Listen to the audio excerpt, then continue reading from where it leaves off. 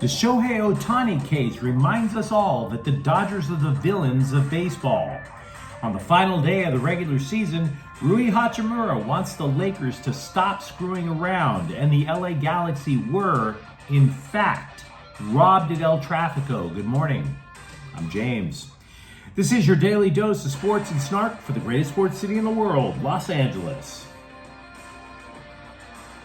This is Faithful Angelenos Morning Report. It is April 14th, 2024. Good morning from St. Loser Misery. It's actually a glorious day, though, because it's the Lord's Day. And a lot of LA teams won last night. So take a moment. Thank God, if you believe as I do, for the blessings in your life, like LA sports. And if you like being in the know about LA, clickety-clack the like button. Clickety-clack the subscribe button. There's a notification bell. Hit that. It'll let you know we drop new content. Sharing is caring. Let people know we exist, and by all means, comment. Now, before we go through the news and notes, a look at the scoreboard. Mookie Betts goes 3 for 4 with 2 RBIs. Dodgers 5, Slime Diego 2. Meanwhile, Kevin Fiala scored his 29th goal of the season as the Kings knocked out Anaheim 3-1. The Galaxy are once again the top team in MLS's Western Conference after they defeated Vancouver up in Canada 3-1. Dejan Joveljic, Josef Painsil, and Diego Fagundes all scored. LAFC and Portland drew 2-2. Matuz Baguz scored twice, the very singable name. The Black and Gold rally for a draw on the road. Angel City FC also edged Chicago 1-0. They wanted an own goal, though. So you say tainted victory, all I hear is victory. Meanwhile, today, Slime Diego is at the Dodgers for one more game at 4. James Paxton is 2-0 with a 1.64 ERA. Yu Darvish 0-1 with a 3.86 ERA. The Lakers are at New Orleans at 12:30. If the Lakers win, they get the 8th seed, which is technically the 2 seed in the play-in tournament. Ultimately, it means that they have 2 shots to make the playoffs. A loss by the Lakers throws everything into disarray. Houston is at the Clippers at 12:30. Kawhi Leonard has not played since March 31st. The Clippers are saying hopefully that his inflamed knee will be okay for the playoffs. If the knee, or I should say it is the knee that he's had multiple surgeries on, inflammation is very common though with surgically repaired limbs. And now let's get to the news. Shohei Ohtani and the Dodgers have both claimed that the interpreter theft case, where the ex-interpreter allegedly took over $14 million to pay off gambling debts, stole it from Ohtani allegedly, that case is now rearview mirror. Quote, "Just happy it's behind us," Dave Roberts said. And you could honestly get why they would say such a thing. The affidavits released Thursday clearly label Ohtani as the victim. They appear to clear Ohtani of potential involvement in gambling, particularly with a bookie. Roberts praised Ohtani to the scribes, saying that he's, quote, "handled it with flying colors." And Ohtani's hitting over 300, so you can most definitely say that. Now look, I suppose it's not over until Major League Baseball says, yeah, we're not punishing him, he's innocent. But here's the thing, it will never be over. Ever. And it will not be over, ever, for one reason and one reason only. He wears Dodger blue.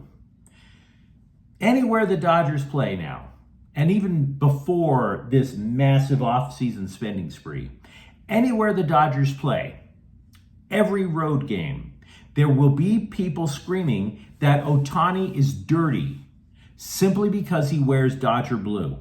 Now, you might say, oh, well, it's because he's got that big contract and they're hating on a rich guy. It's not that. It's because he's a Dodger. And I bring that up because the LA Times suggested that the Dodgers may as well just say screw it and embrace being the game's villains, even to the point of creating an all-black uniform for the City Connect jersey. The Times interviewed a barbershop owner who crafted the word villains, the name of his Southgate shop, and he spelled it around an interlocking LA logo like on my cap. Anthony Madrid, the owner, said this about Dodger hatred, quote, "Everybody has a chance to spend that money. They could pay the luxury tax if they want to. The Dodgers talk the talk and they back it up. They see a ball coming in, they take a swing, and honestly, the last few years, they have been hitting home runs," unquote. And you know what? He's absolutely right.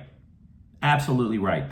This is why I open every single episode of this show saying that Los Angeles is the greatest sports city in the world. Because it is. There's a reason why cities all across the country chant "beat LA." And it's not just whether the Dodgers are in town. It could be the Lakers. It could be the Kings. It could be the Galaxy. They all chant "beat LA." All of them. And when you are that great, you're going to be the villain of the story, no matter what you do. Shohei Ohtani, from everything I can see so far, is an innocent man.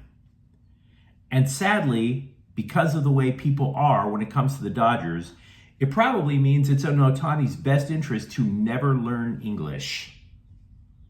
And that's the opening memo.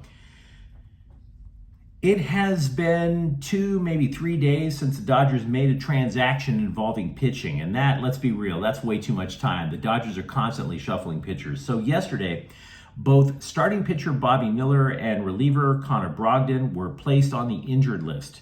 Miller's injury is particularly distressing in the sense that out of all the younger pitchers that the Dodgers farm system had recently, he showed the most promise. He has shoulder inflammation. The Dodgers at this time do not believe it to be serious. Let's be real, that's a story we've heard before. JP Fireisen and Nick Ramirez were called up, but they're both relievers. There are 3 candidates off the top of my head who could fill in for Miller. Ryan Yarbrough, Michael Grove, who are already with the big club. Or if they look at the minors, perhaps London Knack. Now, if you're thinking about Walker Buehler, because he's been rehabbing, mind you, he left his last rehab start early after 2 innings. He was hit on the pitching hand with a comebacker Friday out in Rancho Cucamonga. He was supposed to throw 80 to 90 pitches and he only got 2 innings in. He did pitch after getting hit on the hand with that comebacker, but they pulled him quickly. They didn't want to take chances. The Lakers won Friday in Memphis, but there was one thing that I did not mention. It was a trash win. The Grizzlies were literally missing 13 players for the game. 13. And yet the Lakers won by like 5. LA should have absolutely smoked Memphis. They effed around and they almost found out. This was not lost on Rui Hachimura after the game. Quote, "They had nothing to lose. They just played hard. We're trying to build something for the playoffs, so we can't be messing around with a team like this," unquote. Hachimura agreed that there was a lack of focus. Quote, "Offensively, we didn't really share the ball. We were just moving around. We weren't really moving well. They were playing harder and we were struggling," unquote. A week after the fact, Pro Referees, the group that supplies referees for MLS matches, posted a review of controversial calls from the prior weekend. Now, regarding El Trafico, which was the Galaxy versus LAFC, a penalty that decided the match should not have been awarded to LAFC in the first half, according to the group that hires and hands the referees over to these games. Mickey Yamane of LA Galaxy was falsely called for tripping Dennis Bouanga in the penalty area. The review from Pro Referees states, quote, "Bouanga opened his right leg, initiated contact with Yamane, and then went to ground. This was an act of simulation, and an indirect free kick should have been awarded to LA Galaxy, along with the issuing of a yellow card to Bouanga. In other words, Bouanga dove. He straight up flopped. The mistake from the referee was so profound that it led to the game-winning goal. Now look, I have 3 thoughts on it, just to get it out of my system. One, that it's okay to admit an error. Everybody screws up, but you have to punish the ref who made the mistake, because even when the ref was shown video replays that indicated Bouanga was flopping, the referee stuck with the wrong call anyway. And by the way, in case you were wondering, the ref wasn't sanctioned at all. He was assigned to an MLS match yesterday. 2, you can't change the past. LAFC gets the win. Look, the Houston Astros cheated to a World Series title and they didn't have to forfeit a damn thing. So it's just a matter of tough luck. 3, I try to be fair with LAFC fans. Obviously, I'm a Galaxy supporter. It would be cool if LAFC fans simply leveled with folks and said, you know what? We got lucky there. We got away with one. We got a call we did not deserve. But instead, they stick to their guns and they're claiming Bouanga was fouled. Nobody outside of that one referee and those blinded LAFC supporters thought for one moment that that was a foul. As I mentioned earlier, the result is going to stand. And the rest of us are going to move on. If you get a lucky call, just admit it. It's not hard. The Clippers have waived Josh Primo and his properly concealed penis on Sunday. In his place, they added center Kai Jones, who will be playoff eligible. Primo has been trying to rebuild his career after some very strange accusations that he was allegedly exposing himself to female people who worked for the San Antonio Spurs. He spent most of his time with the Clippers in the G League. His comeback stalled with an alleged stress fracture in his ankle. Perhaps he tripped over his penis. I have no idea. As for Jones, who was the 19th pick in the 2021 draft, he gives the Clippers a third center, and to be honest, considering the physicality of the playoffs, that's not a bad idea. The WNBA draft will be held Monday, and more signs, frankly every sign, clearly points to the team creating a brand new front court. With the 2nd and 4th overall picks, they're not going to get Iowa's Caitlin Clark. She's not going to slip past 1, and I really don't believe that the team, whoever the team is drafting number 1, I have no reason to believe that they will trade the number 1 pick for numbers 2 and 4, which the Sparks have. But after Iowa's guard is taken, the WNBA draft pool is heavy on centers and forwards. Now, as it turns out, the Sparks planned accordingly for this instance. It was like they were anticipating the draft order, frankly. They have 5 guards on the roster, 2 of which they signed during the offseason. So guard is not an issue for them. As for who they will draft, most outlets believe that it's going to be Sanford center Cameron Brink. The other thing that I find interesting about this, by the way, is that this Sparks rebuild,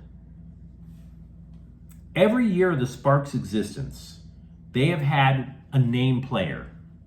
Someone that even if you don't like women's basketball, you've kind of heard of them, right?